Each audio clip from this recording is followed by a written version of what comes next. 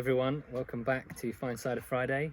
Had a few weeks off and now I'm back and I'm excited to be here.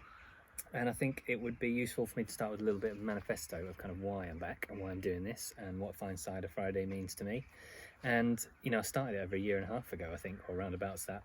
And it's always been kind of about sharing with you exquisite ciders that I've tasted. Not expensive or elitist.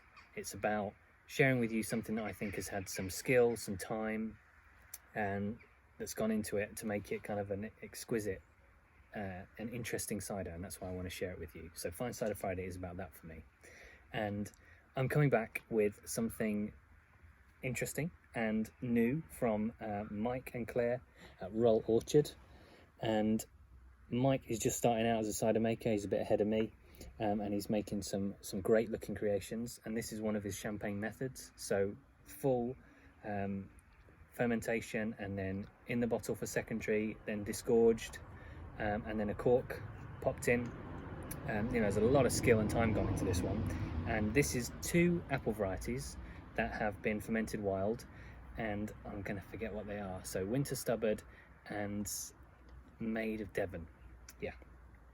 Winter stubbard, I think, is a juiced apple that's mainly used for its juice, but Mike has decided to showcase them in this champagne method cider. So let's have a look at it. It's Dorset's Orchard Starlight. So I've picked dusk, but I'm worried it's a little bit dark now for you to be able to see what colour it is. But I'm hoping you can pick it up. We've got the lights on. It's kind of a nice gold colour. There's a really delicate hue to it. I don't think the full carbonation has happened exactly as Mike wanted it to. I don't know if some was lost at disgorgement, but when I popped the cork, it didn't really pop, and the bubbles are really, really gentle, if at all. So, but anyway, let's give it a smell. So on the nose, it smells really fresh, really crisp, really clean. There's like lots of green apple. Maybe a hint of like brioche toasted bread that you get with champagne, which is interesting. And then maybe like a little hint of citrus acidity. So let's have a taste.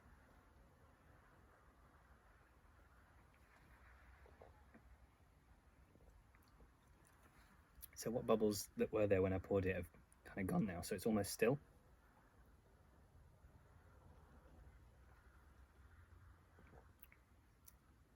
It's really lean, really refreshing.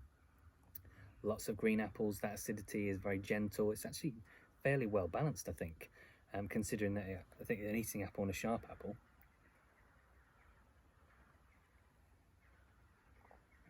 It's really smooth, and it's 8%, which is a little bit dangerous, isn't it? That goes down very easy.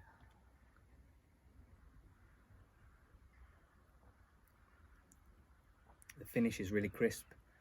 I can, you know, with a bit more bubble in it, I can really imagine this being a great celebratory drink, something that you pop and have a nice tall glass of, let those bubbles showcase.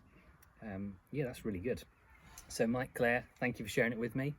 I wish you every success for the future. I think you've got a great cider business ahead of you. And thanks everyone for tuning in again. Let's hope this is the start of a new phase for Fine Cider Friday with some new creations to share with you. And cheers to the weekend.